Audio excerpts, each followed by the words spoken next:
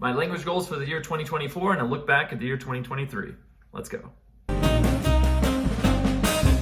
Hey everybody, Happy New Year. I'm excited for 2024 and I hope you are as well. I'm just gonna make a really quick video here in English to talk about my language goals and also first to look back at how 2023 went for me for my language learning. So in 2023, my first goal for Portuguese was to deepen my vocabulary. And I would say that I didn't do amazing in that goal. I really hate using flashcards and memorization and tactics like that.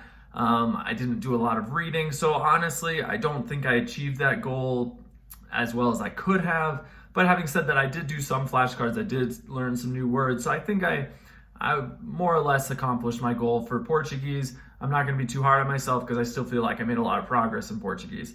In Spanish, improving my Spanish accent, that's a slow progress, but I would definitely say I focused on it and made some strides there, so I do think imitating the Argentine accent, I got a little bit better in. I made some baby steps, but forward progress nonetheless.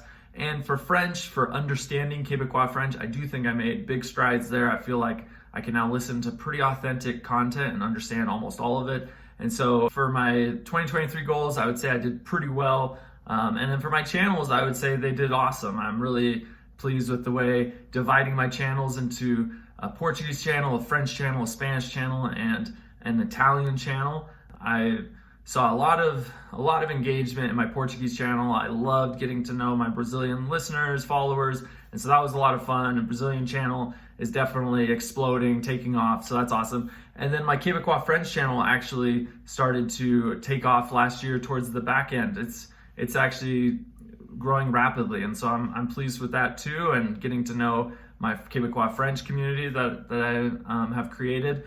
And for my Argentine Spanish channel, it still hasn't really grown much. I'm not sure why, but I'm gonna continue to post content there and try to see that channel grow. But I didn't mention the Italian channel because I didn't post anything on the Italian channel last year.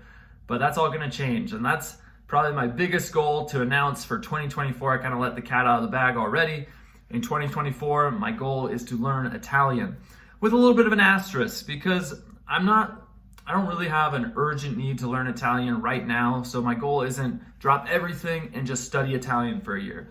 I don't think I'd be as motivated enough. I don't think I'd enjoy it enough. I don't want to abandon my other languages. I don't want to lose my, the progress I've made in those languages, because if you take a long break, you kind of have to build back up to get back to the level you were at before. And so I'm going to share with you really quickly how I'm going to be learning Italian this year. Because that's really my number one goal is to build a foundation, I guess is the best way to say it. So I'm building my foundation for Italian. Like I said, I'm not going to abandon my other languages. So I have my rotation where I focus on Portuguese for 1 month, focus on Spanish for a month, focus on French for a month. So I'm going to continue that rotation, but I'm going to be learning Italian from each one of those languages. So I'm going to be learning Italian from Portuguese. So all of the podcasts I'll be listening to in Portuguese will be Portuguese, so Brazilian podcasts about learning Italian. So I'll be learning Italian from a Portuguese perspective. Then when it's Spanish month, I'll be learning Italian from a Spanish perspective. And then for French month, podcasts in French teaching Italian, because this is going to be basic stuff. And why do I do this? Because I don't really necessarily need to start with those other languages, but what I like to do is because those podcasts for kind of beginners in Italian, they're going to be focusing a lot on grammar and comparing the grammar between Portuguese and Italian.